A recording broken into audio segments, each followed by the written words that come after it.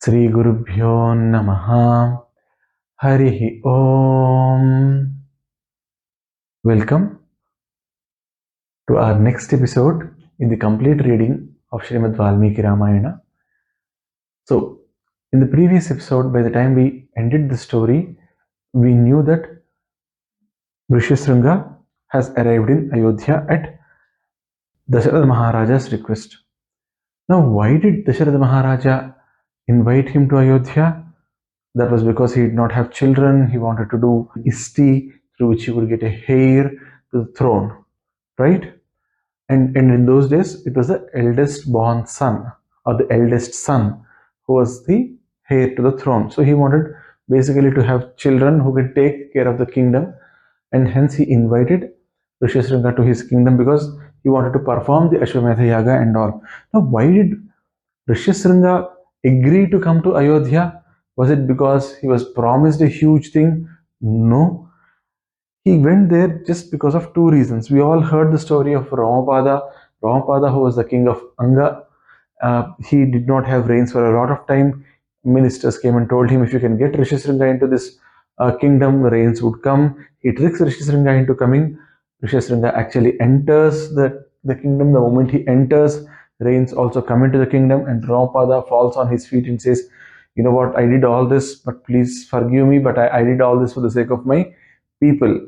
And at the same time, he also gives Shanta in marriage to RushyaSrunga. So that all story we know. And now Dasharatha goes to Ramapada and says, I need RushyaSrunga to perform an yagna, an isti for me. So kindly send him.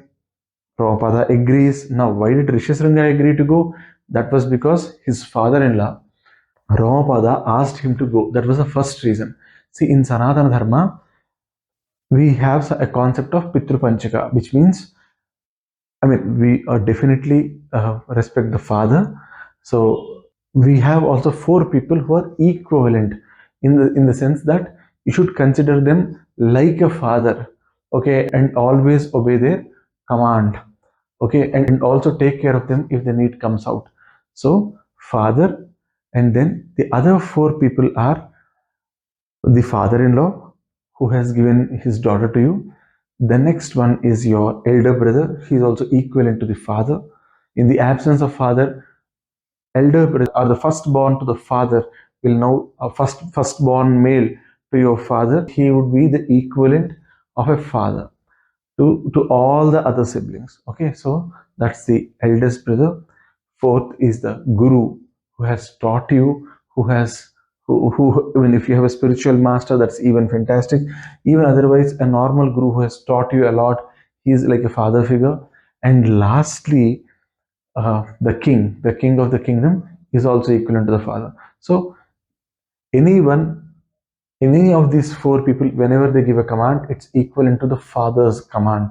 So this is what Sanatana Dharma says, and this is also drilled down in many other texts in Sanatana Dharma, and even Ramayana says this. So nowadays, in the last 100 years or so, this father-in-law and son-in-law, that became a huge thing. Or many movies showcase that relationship as a strained one, or the son-in-law is trying to extract every last drop of the blood from the father-in-law.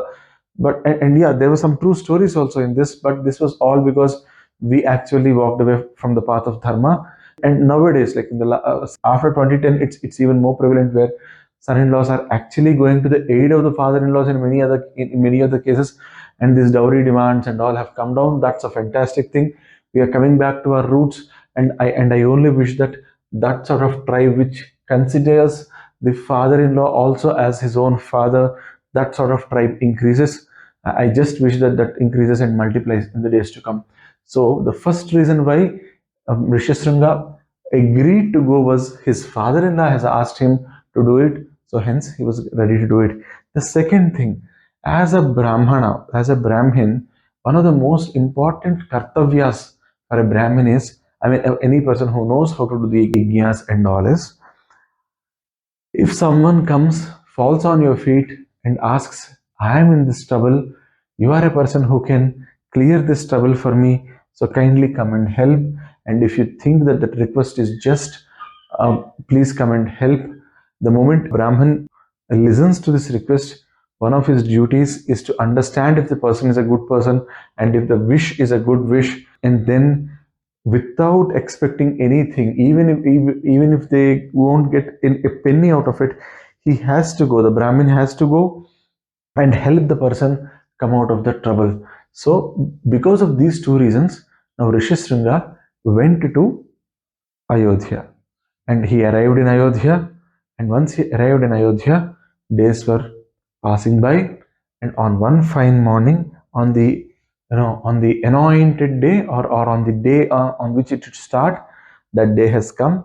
Then Dasharatha Maharaja went back to RushyaSrunga, fell on his feet, and said, "See, I am planning to do this Aswamedha Yagna, so please guide me in this. And I am taking you as my Ritvik, and I am giving you the control now." Then immediately RushyaSrunga ordered that all the needed materials for the yajna, they should be brought in, and then at the same time he asked for the horse to be left, and he also ordered that all the purohitas of Dasharatha Maharaja, they be brought in so that they can start the work on this. Then immediately Dasharatha did all that. He invited Vasishta, he invited Vamadeva, he invited Javali, Kasyapa, everyone, and he fell on their feet and said, "This is what we are planning to do. So kindly ensure that this thing happens in the correct way." Okay. Then he said, then immediately Dasharatha Maharaja orders that Ashwa be brought in, the horse, the ceremonial horse. Ashwamedha Yagna is all about a horse. I mean, the horse has an important role in that Yagna. So they brought in that horse, and to a pole in that Yagashala. They built a huge Yagashala.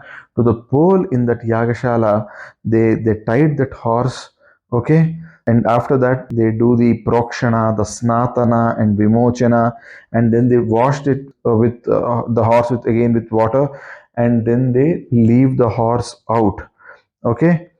And so on a Chaitra Shukla Purnima, on that day, the Yagaashwam was left, and when the Yagaashwam was being left to roam freely, they did a Ishti. Ishti is like a yajna, which is called as Sangraha Karani, and then that was done.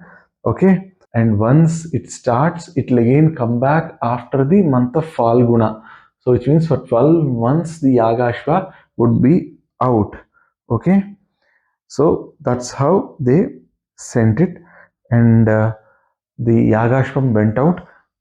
It was roaming all over the place. Now, you might get a doubt as to why these yajnas and yagas or havans are done in Hindu culture. So this is a very, very common doubt that we all have. Our Dasharatha Maharaja, he has already left the Yagashva. It is already going. So we'll end this episode here, and in our next episode, we'll try to understand why is an yajna essential? Why do people do yajnas? And why is it a very, very important and a recommended karma? In karma means action, okay? A recommended karma in Hinduism. We'll look at that, okay? And we'll also try to understand what happens in an Ashwamedha Yagna, and that we'll dedicate that one episode for it. And in the episode that comes after it, we'll see how Dasharatha Maharaja did his Ashwamedha Yagna. Okay, so that I just wanted to clear that air on why yajnas, why havans are essential, and we have a lot of misconceptions around it. We'll try to at least reduce a few of those misconceptions for ourselves. Okay, in the next episode. With that, सर्वे भवन्तु सुखिनः, सर्वे सन्तु निरामयाः, सर्वे भद्राणि पश्यन्तु, मा कश्चित् दुःखभाग् भवेत्. जय श्री राम. ओम तत्सत्. सर्वं श्री साई महाराज चरणारविन्दार्पणमस्तु.